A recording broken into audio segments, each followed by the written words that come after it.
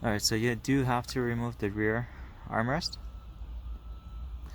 We have the back seats out, so this thing you just pull it up and it just comes off like that. Technically you have those two clips right there. Alright, now we're going to be removing the backrest on the Cl63. We're using a 10mm socket.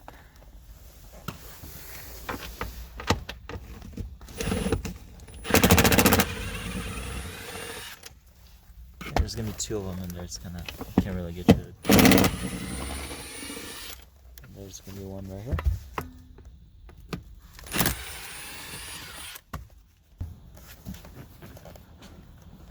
Alright, so just pull it up